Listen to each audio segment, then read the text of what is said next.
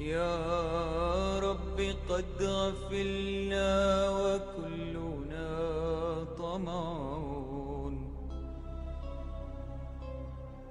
في عفو وفي كرم وفي عتاق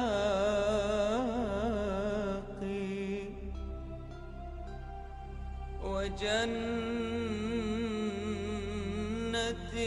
مع سيد البشر ندعوك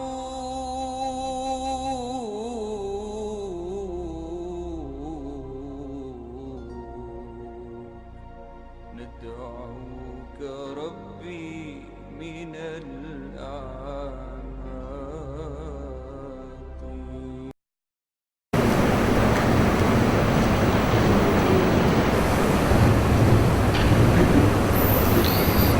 Bismillahirrahmanirrahim. Assalamualaikum warahmatullahi wabarakatuh. 402.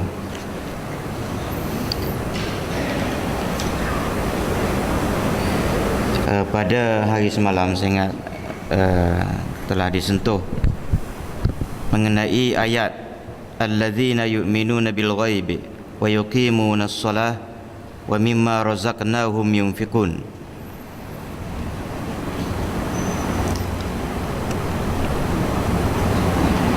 Yaitu yang bermaksud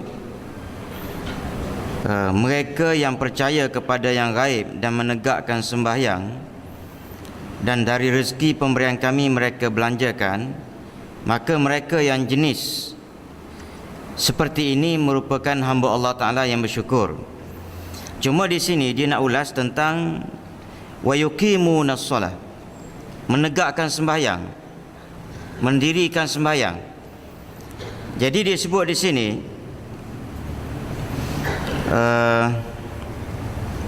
disebut juga di sini tentang ayat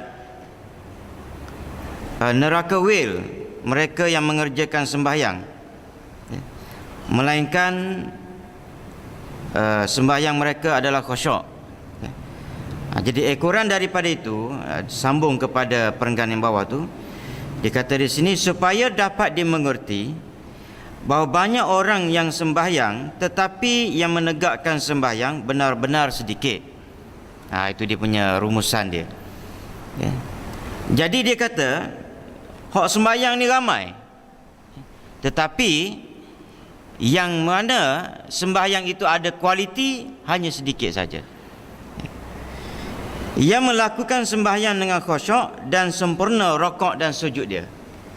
Jadi yang dimaksudkan yuqimunas solah, mendirikan sembahyang, ialah sembahyang yang khusyuk, sempurna rakaat sujud dia. Nabi bersabda, yang bermaksud sesungguhnya ada di antara kamu orang yang sembahyang maka tidak tercatat untuknya kecuali 1/3 atau 1/4 atau 1/5 atau 1/6, makin kecil sehingga menyebut sampai kepada 1/10, yakni tidak dicatat kecuali yang ia sedar terhadap sembahyangnya, adapun yang ia lupa maka tidak dicatat baginya. Jadi ini dia punya orang panggil kategori, jenis-jenis sembahyang, kedudukan sembahyang. Kedudukan sembahyang orang yang sembahyang tu Nabi start dengan 1/3. Maknanya satu sudut, kalau kita nak faham, kebanyakan orang sembahyang nak dapat markah 50% pun tak lepas dah. Sebab bila Nabi start dengan 1/3, markah dia sekitar tak lebih sekitar 35%. Itu dia. Jadi bila Nabi dia cerita benda yang gaib, peratus ni orang panggil peratus sembahyang diterima ke tidak ni benda gaib. Jadi Nabi cerita ni maknanya kita kena ambil perhatian lah. Bukan maknanya kita menyerah. Dia kata buat lagu mana pun Nabi dah cerita dah 1/3 paling tinggi. Paling kecil 1/10, maknanya 10%. Ya? Paling kecil. Bila Nabi cakap lagu tu, kita perserah. Ya? Buat lagu mana pun itulah yang kita dapat. Dah. Mana bila Nabi cerita lagu tu, kita kena ambil faham bahawa susahnya kita nak menegakkan sembahyang ni. Kecuali kalau betul-betul kita ni jenis orang prihatin. Ya? Berasa sembahyang tu ada roh dia. Bila sembahyang tu ada dapat benda yang nampak gayanya simple, jenis rokok, sujud, tapi ada benda yang aku dapat. Tu dia. Dia sendiri macam merasai kenikmatan sembahyang tu. Bila dia sampai peringkat itu, maka dia kena usahakan lagi supaya sembahyang dia tadi makin meningkat dia punya kualiti dia. Ya. Jadi usaha dia saya selalu sebut dah macam mana dia. Ya. Selain daripada yang kita cuba, yang kita rasa kalau tak belajar pun boleh buat lah. Apa dia? Selama ni kita kalau rokok tu tak ada nak menapah, itu kita boleh buat, tak payah belajar. Cuma datang dengar orang kuliah je, ada orang peringat, time kita diperingatkan, kita cuba betulkan. Ya. Bila rokok tu biarlah kata orang dan lah lebih kurang 15 second ke, setengah minit ke, cuba buat. Paling tidak maknanya betul-betul subhana rabbiyal azim wa bihamdi tu 3 kali tu lengkap. 3 kali tu hak Nabi. Yalah, kita kalau bercakap lagu tu orang bahas pula, dia kata 3 tu sunat je, kalau tak buat pun tak apa. Betul lah tak buat. Tapi bila tak buat benda yang sunat ni, dia tak puas hati. Saya selalu sebut nak mudah faham, kalau kita ada kemampuan duit, nak beli kereta sebiji, kalau tak kena sport ring tu tak puas hati. Tak ada duit, cerita lain. Maknanya kalau kita sembahyang ni, betul lah kita bila rokok tu baca subhana rabbiyal azim bihamdi, kebetulan jenis sakit pinggang, itu maknanya lain. Kita tak mampu nak duduk lama. Kita nak rokok pula dah. Sujud pula. Bila sujud, ya. Bila sujud tu ada orang dia jenis ada sejenis orang kadang-kala ataupun sepanjang masa dia ada penyakit sakit kepala. Bila dia sujud lama dia sakit. Ya. Dia menanggung sakit. Itu di luar orang panggil di luar kemampuan dia. Dia kalau boleh nak duduk nak rokok ataupun sujud tu biar lama subhana rabbiyal a'la wa bihamdi, subhana rabbiyal a'la wa bihamdi, subhana rabbiyal a'la wa bihamdi 3 kali lah. Lepas 3 kali tu orang panggil tariklah nafas sikit. Barulah kalau kita buat lagu tu tuan-tuan, dia berasa seronok, puas hati sembahyang kita tu. Ya. Sebagaimana kita tengok pada rumah kita ada atap sudah lah. Buat apa lagi nak design gitu, design decoration dia yang pelbagai kan. Tapi orang panggil dah aku ada kemampuan. Ya. So aku nak hias rumah aku, dia punya seni bina dia pun aku nak buat cara aku. Sebab aku ada kemampuan. Kan? Kereta aku ada tayar sebutir, ada rim, boleh letak tayar. Ya. Tapi dah ada kemampuan, letak sport rim comel sikit, puas hati. Ya. Maka begitu juga sembahyang. Kalau kita sembahyang nak puas hati, kena buat lagu tu. Oleh kerana kita ada kemampuan, badan sihat lagi. Dia sampai peringkat kita nak dapat kepuasan dengan sembahyang yang comel, lengkap dengan sunat-sunat tu kita buat belaka. Bila kita nak buat, badan pula sakit. Dia akan sampai peringkat tu, masa tu kita mikir seorang, silap aku masa muda-muda dulu tak buat. Tahajud lagu tu juga. Kan?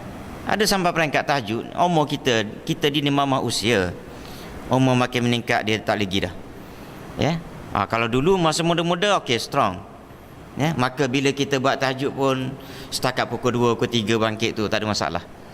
Tapi bila ala ketua ni dia tak boleh dah, dia macam-macam. Ya. Sakit orat punya pasal lah. Ya.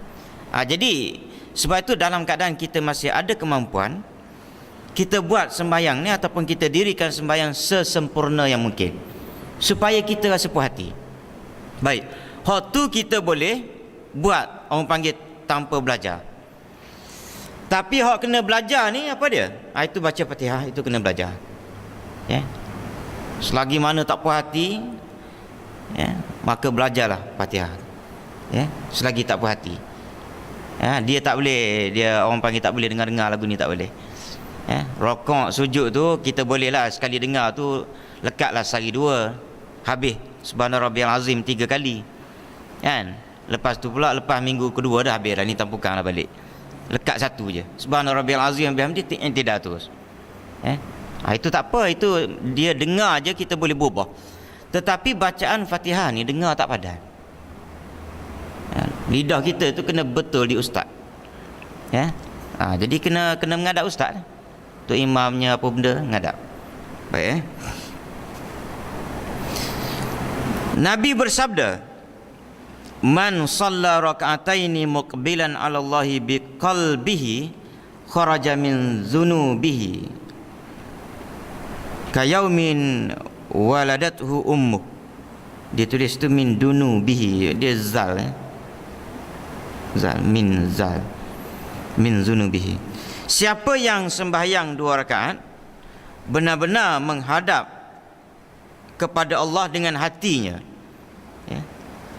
maka keluar dari dosa-dosanya bagaikan ia pada hari dilahirkan oleh ibunya. Nabi kata siapa sembahyang 2 rakaat muqbilan 'ala Allah, muqbilan 'ala Allah biqalbihi, dia sembahyang tu dia menghadap Allah, maknanya dia punya fokus dia tu kepada Allah, ingatan dia, dan juga biqalbihi, hati dia. Jadi nak dapat sembahyang yang mana hati pun dia orang panggil serentak, hati, mata, perbuatan, fikiran tu dia seiring. Nak dapat jenis seiring ni tuan-tuan, kita terutama sekali dia dalam sembahyang tu dia biasanya dia tidak ada tempoh yang lama, yang apa ni orang panggil berdiam diri. Semuanya dipenuh dengan bacaan. Dia berbeza buat haji. Buat haji ni tuan-tuan, dia perbuatan banyak. Dia banyak perbuatan. Tak baca apa pun tak apa, dia tak ada baca Fatihah ke tahiyat akhir ke, tak ada buat haji. Semua tak ada. Hak wajib Jadi maknanya cuma orang panggil masa tawaf tu, daripada tawaf saja baik baca ayat Quran ataupun baca istighfar ke, selawat ataupun tasbih. Nak perhabis 7 tu kalau haji tu maknanya pusing pula, maknanya lama. Kalau umrah dia tahan sikit, pusingan dia tu sekejap je. Tapi haji ni dia lama sikit sebab orang ramai. Jadi daripada saja mulut saja tu baiklah, maknanya kumat-kumit baca tasbih ke, istighfar ke, ingat. Dan kalau kita masa tawaf tu kita istighfar, dia ialah ini orang panggil hadir lah, hati tu hadir, dia sekali serentak. Badan bergerak tawaf, hati kita istighfar, dia keluar air mata automatik. Kalau Mekah ni automatik. Tapi kalau duk main maknanya tawaf, lepas tu sekarang pula boleh bawa handphone, tak ada benda lah. Tengah-tengah tawaf tu berdering pula dah. Jenis tak reti benda dia hello juga. Jawab. Lepas tu pula sekarang ni di negara Saudi tu, di kerajaan Arab Saudi, boleh ambil gambar dah sekarang ni. Maknanya ada yang jenis sambil tawaf tu ambil gambar. Bini duduk belakang, anak duduk belakang, dia pikul kamera. Pasal tak? Jadi kosong dah, tak ada dah. Macam mana nak menangis agak-agak? Kita pergi jauh-jauh ambil gambar. Dan bab gambar ni nak cerita sikit lah. Dulu Saudi ni ambil gambar ni haram tak? Betul tak? Kalau dia nampak kita bawa kamera ambil gambar, dia rampas, dia hempah gitu je. Itu hak teruk lah tu. Tapi ada baik, ambil gambar, dia tangkap, okey, dia kata bawa balik. Sekarang tak ada apa dah. Saya nak sentuh sikit. Inilah yang dipanggil perkembangan fiqh. Dan kita jangan rigid dengan satu hukum. Kadang-kadang yang tak tahan kita ni rigid satu hukum. Nak pakai satu hukum itu yang jadi kita rimah dengan agama. Jadi sekarang ni dah jadi halal balik dah. Jadi halal balik. Tak ada benda nak ambil gambar, video depan Kaabah, tak ada benda. Pasal apa? Dia mengambil kira, tak lagak dia Dulu bolehlah ada kamera, okey, letak sini dalam bako dia ataupun dalam, bagi kat dia lah, dia simpan. Sekarang berjuta orang pergi, handphone tu ada kamera dah. Larat dia nak itu. Jadi hukum dia tu dia ubah balik. Ya. Jadi ini yang dikatakan, ini mana nak bawa cerita, bab gambar. Begitu juga hukum dalam bab agama kita ni tuan-tuan, dia berubah mengikut suasana. Ya, saya selalu sentuh, jangan terikat dengan satu hukum. Bila terikat dengan satu hukum, agama kita ni tak ada seronok. Jadi keras jadi macam tu. Ya, saya selalu dah sentuh bab-bab gini. Jangan terlalu rigid dipanggil dengan satu hukum. Baik. Jadi bila kita sembahyang 2 rakaat menghadap kiblat, ya, menghadap pada Allah Taala dengan hati sekali. Bila hati sekali menghadap tuan-tuan, menghadap Allah Taala ni dia habis. Jadi kita punya pergerakan kita pun jadi macam orang panggil terpaku, bukan kaku ya. Dia terpaku di hadapan Allah Subhanahu Wa Taala. Bila sembahyang dalam keadaan lagu tu, Nabi kata kharaja min zunubihi, ya, habislah dia punya dosa itu, habis diampunkan oleh Allah macam dia baru lahir daripada perut ibu dia. Ya. Wallahu a'lam.